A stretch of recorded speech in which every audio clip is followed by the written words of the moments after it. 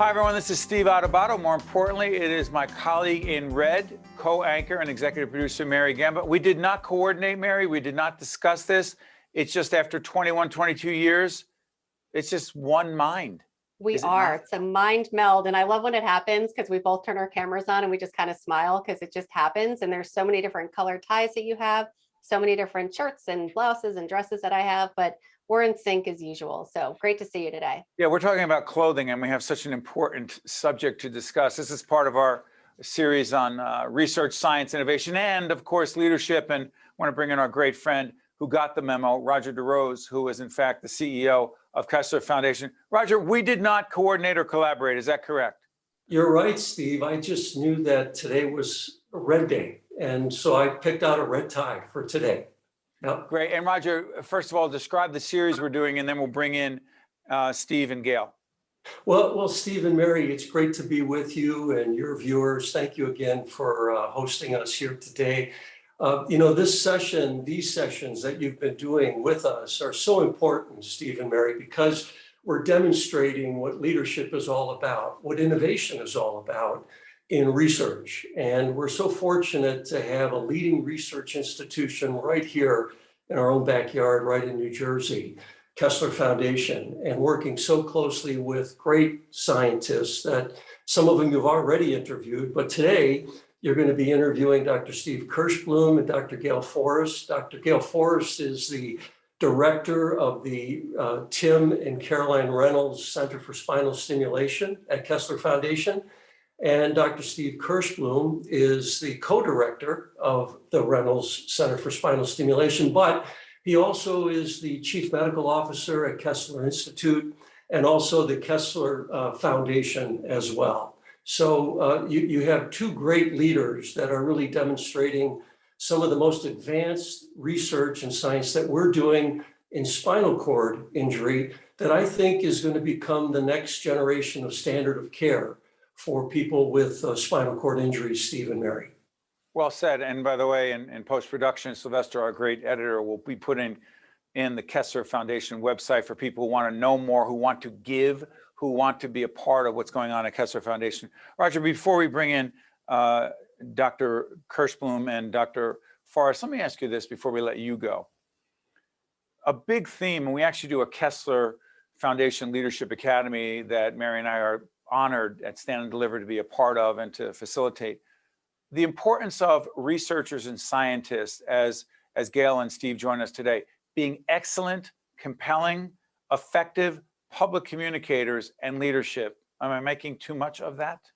No, it's so important, Steve, because, the two leaders that you're going to hear today are presenting these results worldwide to the scientific community. They're presenting them to donors. They're presenting them to the board of trustees at Kessler Foundation. So those communication skills are so vitally important. And I know that you've been working very closely with our scientists in this area, and it's helped greatly, as you can see from many of the interviews that they have done with you on New Jersey Public Television, as well as other series that you have led. So it's vital. And one more thing before I let you go. People contribute to Kessler Foundation. The money goes where?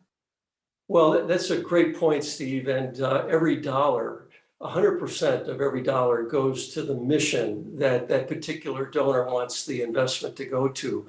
So in this particular case that you're going to hear about in the Reynolds Center for Spinal Stimulation, any donor, whether it's $1 or it's $1 million, 100% of that goes directly to the research in that Center for Research.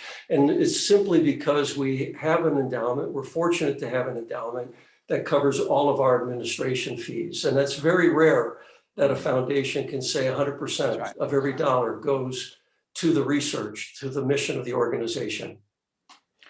To Rodger DeRose, to the great team at Kessler Foundation, it is an honor for us to be a small part of this very big and important operation to be able to bring to Lessons in Leadership this series on research, science, innovation, and leadership. Rodger, thank you, my friend. Thank you, Steve. Thank you, Mary. Dr. Forrest, real quick, Rodger DeRose set this up so well. Talk about the work that you're doing and be more specific in terms of the research and the impact on patients. Please, Dr. Forrest. So the centre has been operating since 2020, and it's been a really exciting time for us. We have been able to do really strong research looking at recovery of function, whether it be arm function, whether it be hand function, whether it be trunk function, whether it be lower extremity, that is the legs, and walking and standing. And so this last 2 years for us has enabled us to determine parameters of what we call stimulation, where we're carrying out trials of transcutaneous stimulation, where we stimulate regions of the spinal cord and we place them superficially on against the skin. And we're trying to understand why we are getting the results we're getting. And what are the results I'm talking about? I'm talking about the fact that you've got people who are very long post-injury can now drink a glass of water if they've got an upper lesion, that is, they've got an injury that affects their hands and their arms and their trunk, and they now have the ability to stabilize their trunk and be able to drink a glass of water, be able to eat a hamburger first time since their injury, be able to turn a page in a book, first time they've been able to do that. And while we may think that's very, that doesn't seem large, it is when you don't have it. Think about not being able to use your hands. So we've been able to carry out a number of different trials on a number of different participants, and it's been very, very successful. And now moving forward, we're poised to be one of the centres carrying out epidural stimulation over the next few months, and we've been doing a lot of work on that. And that will be even more exciting and more where we are implanted within the dura of the spinal cord. And the idea is to see if we, again, recovery of motor, recovery of cardiovascular, recovery of bowel, bladder, aspects associated with the injury that aren't often discussed. And for people to find out more, the Kessler Foundation website will be up. Mary, jump in because I know you have a question for Dr. Kirshblum. I sure do. So Dr. Kirshblum, it was so great to just hear Gail and Dr. Forrest talking about all of the innovations and all of that leadership. As the leader, obviously you're chief medical officer at Kessler. How does that work in terms of getting all of the researchers, all of the scientists? How do you create a culture of that need and that desire and that passion for innovation and learning? So thank you very much. That's a great question. And I think it really is something really important about leadership in general, but certainly leadership here within the Kessler Foundation. And so certainly Dr. Forrest and I, as leaders of this lab, it's our job to instill and articulate a vision of what we have, what the future will look like, to innovate and create a roadmap of how to get there. But it really is a lot more than just that. We really want to empower our researchers and our participants to question and to challenge us, because we all want to learn, we all want to move forward. So I think one of the key things from the leadership perspective that we believe in is not only do we want to create followers, but we want to create new leaders, leaders that will help us move the whole innovation that we're describing forward so we can really achieve the goals that we plan to. You know, it's so interesting, Mary, and for Gail and Steve, and Gail has been part of the Academy, and in the past, the Leadership Academy that we've run, and we know of Steve's work. But I'm curious about this. We've asked everyone who has been a part of this series on research, science, innovation, and leadership this question. And you're talking about some of the country and some of the world's most extraordinary scientists and researchers and innovators. But Gail, give me a concise answer for you and for Steve on this as well. Did you get into the work of science and research to, quote, be a leader, or did you become a leader as you got into that world? Yeah, that's a really great question. I got into the research to make a difference and to understand that research. And I've been very, very fortunate being at the foundation and being able to do the research I've done, that as part of the foundation, we have become very much leaders in the research we're doing. Even I've been with the foundation a long time, and even everything that I've done enabled us to be innovative, and it's led us to where we are. So no, I definitely got into the research, and through a lot of different experiences and research ideas and hypotheses, we are where we are today. Steve. Yeah, you know, when I went to medical school, I wanted to look for something that I would make a difference, but more importantly, also be able to care for people who otherwise weren't being cared for. I never sought out to be a leader. But over the course of time, and that's how I ended up in physical medicine rehabilitation and working with people with disability, I recognized the importance of bringing care to this group that wasn't really being helped as much as they could be, with a tremendous ceiling of what could be done. And thankfully, given the opportunity to become a leader, hopefully to be able to share and help others reach that understanding of what we can do for our fellow really people here, right here in New Jersey, but also across the world. Yeah. Mary, got a couple of minutes left. Go ahead. Yeah, Dr. Kirshblum and Dr. Forrest, when it comes to the pandemic, over the last 2 years, we always say no money, no mission. What more do we need? What more do you need from anyone that's tuning in here today? As Steve said, we're going to be putting up the information of how to donate to the Kessler Foundation and the importance of doing so and truly how you're impacting lives. But what has been the greatest challenge? First question, and then just as a quick follow-up, really, what have you learned from that experience?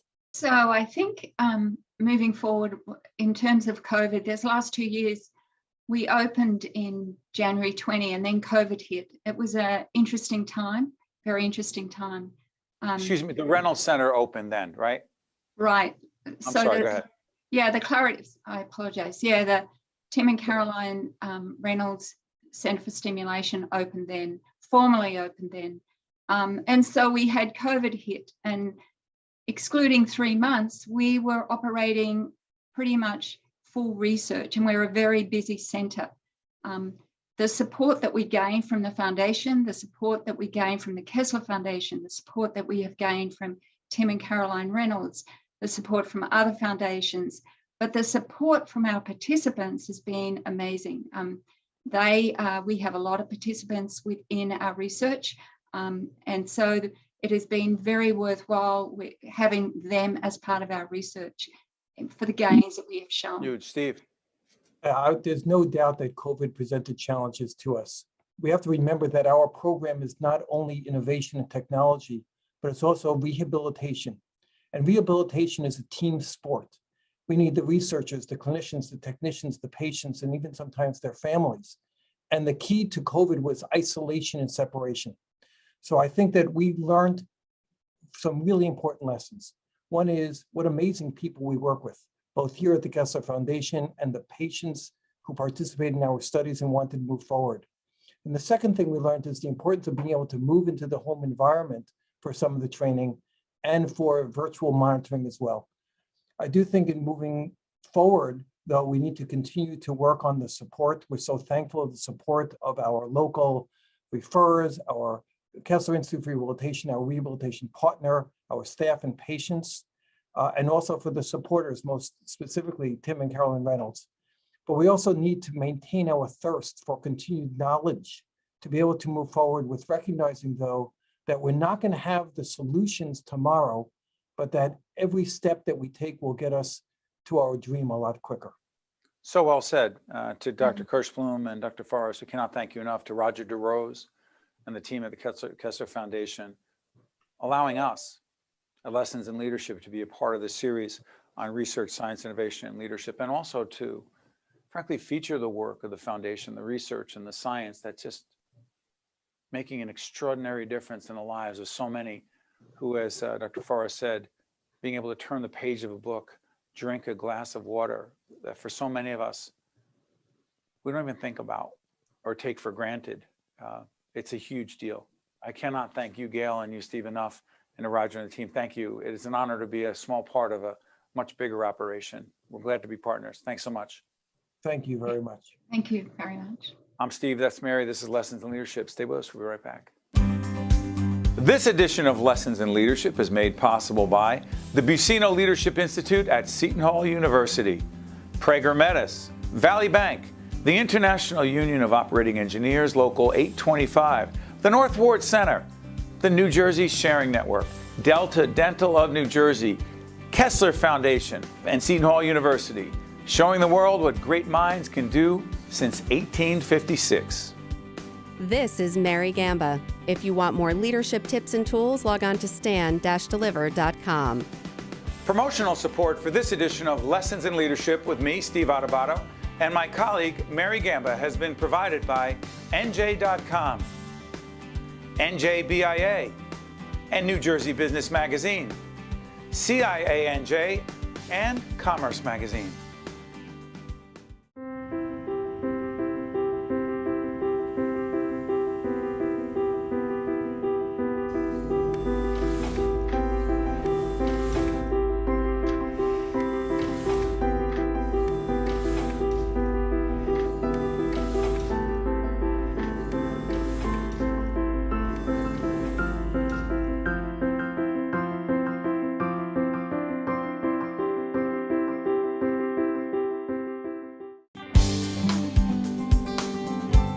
Welcome back to Lessons in Leadership. Steve Adubato, Mary Gamba. Mary, how great are the Kessler Foundation people?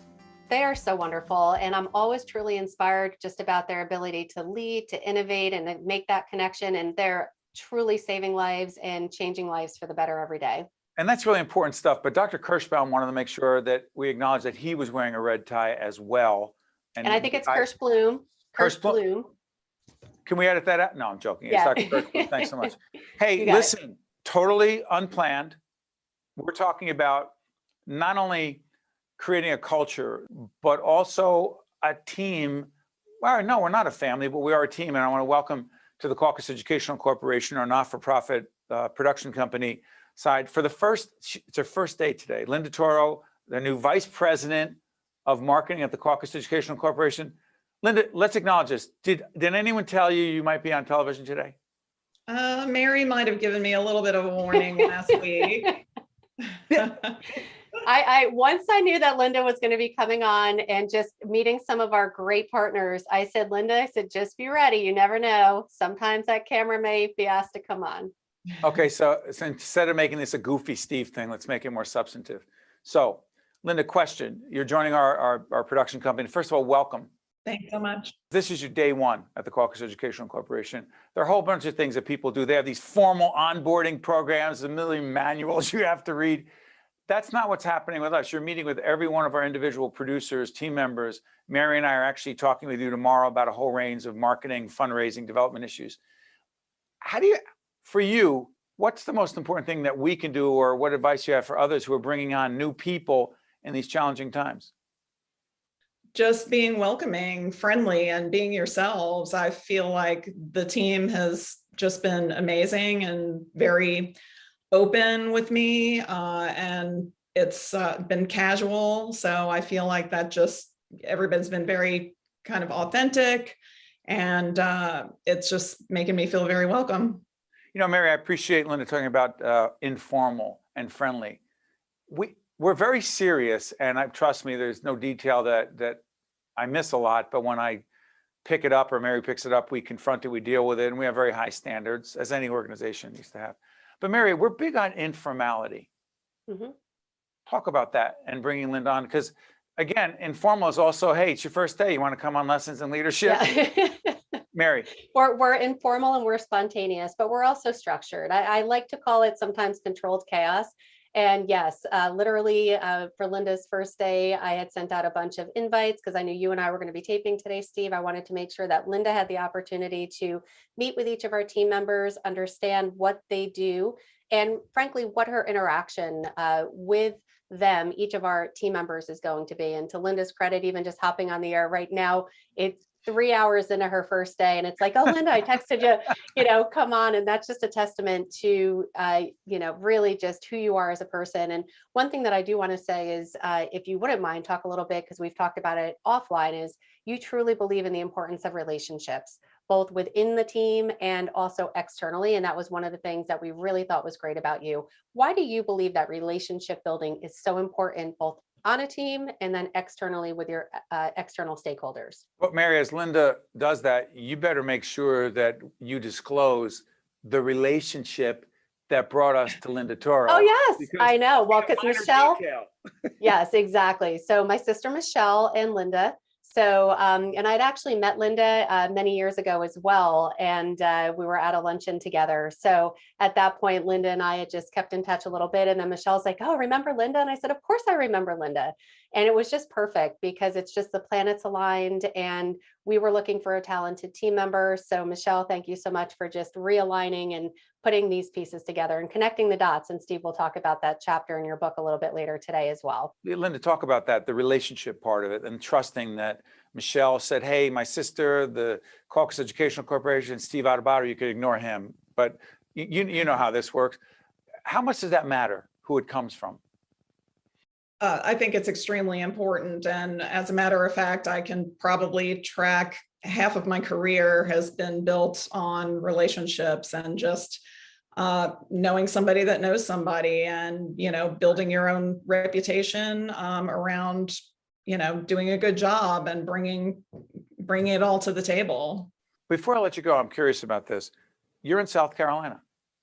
Yes. Mary is in Westfield, New Jersey. I'm in Montclair, New Jersey. Our team's all over the place.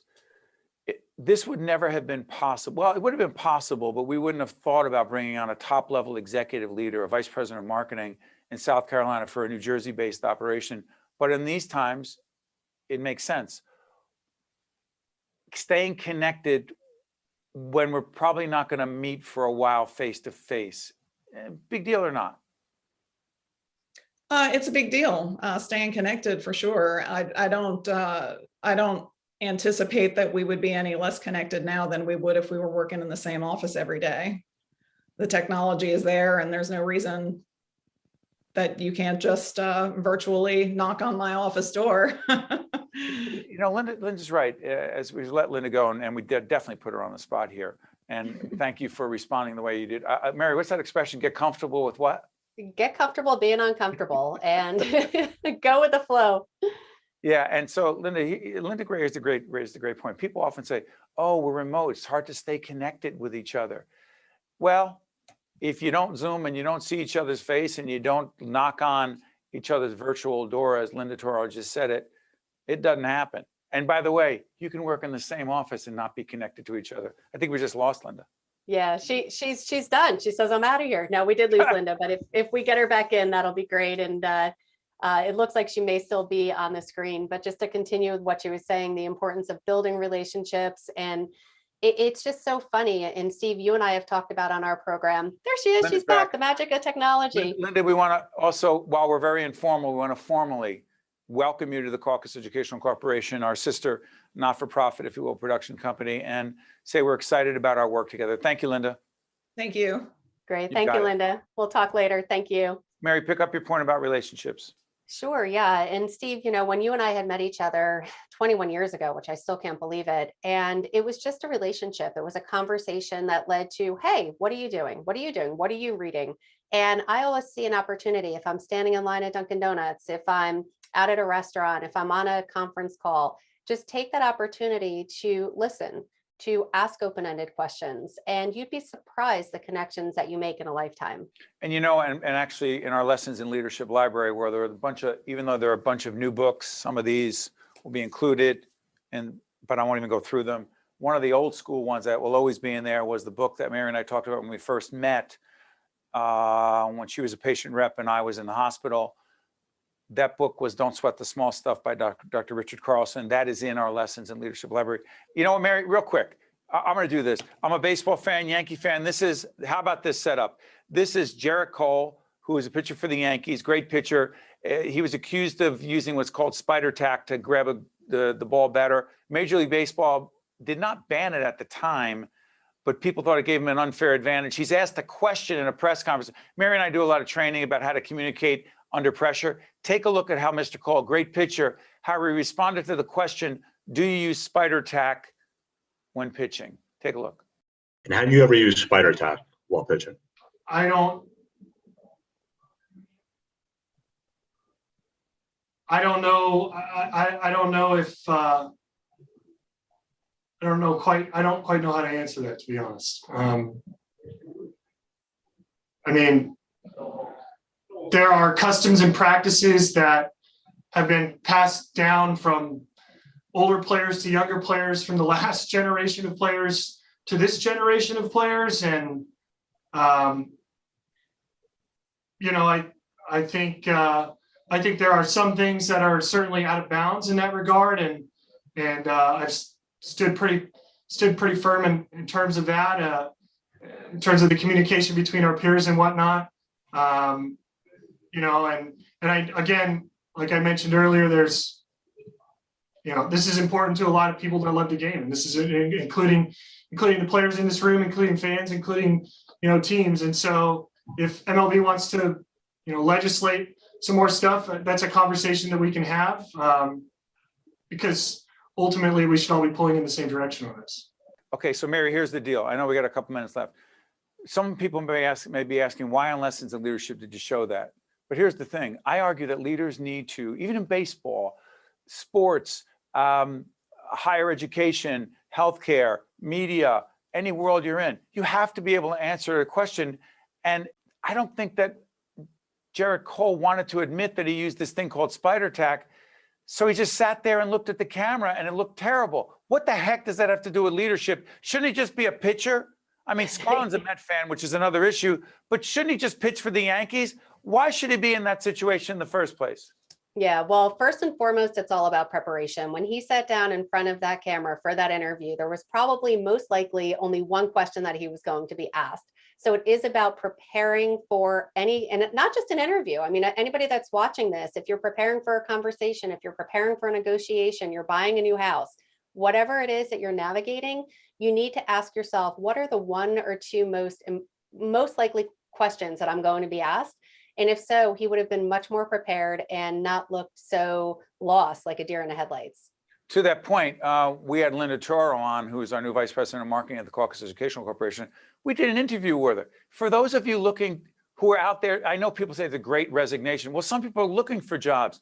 How about you have a job interview? You could ask the question, what are your greatest strengths? What area do you need to improve? What are you most proud of in your professional life? What are you challenged by? Really? You're not prepared for those questions, Mary? I know that we did that late, the Q&A thing. Elvin is saying goodbye. Goodbye to Mary, Steve, and hopefully not Gerrit Cole, the pitcher for the Yankees. No. He's not great with a microphone, but he's great with a baseball. Let's just hope that without spider tack, he is as well. Lessons in Leadership. Steve, Mary, we'll see you next time.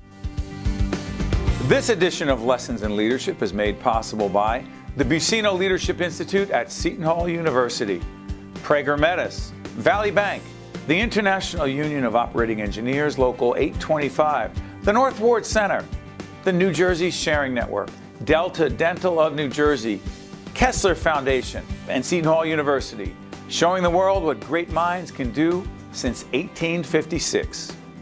This is Mary Gamba. If you want more leadership tips and tools, log on to stand-deliver.com. That's stand-deliver.com. Promotional support for this edition of Lessons in Leadership with me, Steve Adubato, and my colleague, Mary Gamba, has been provided by NJ.com, NJBIA, and New Jersey Business Magazine, CIANJ, and Commerce Magazine.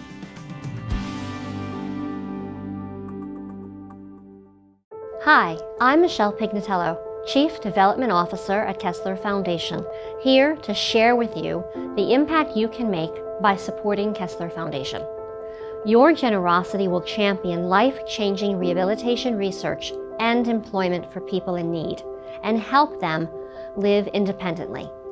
Annie can get back to her active family life and regain strength and independence after sustaining a traumatic brain injury in a car accident. Kevin, a stroke survivor, can recover from spatial neglect, a common disability after stroke that often goes undiagnosed. Your support can help Kevin as he rebuilds his life. Tammy can live her best life despite multiple sclerosis. You can give her the tools and confidence to pursue her dreams and claim power over the disease.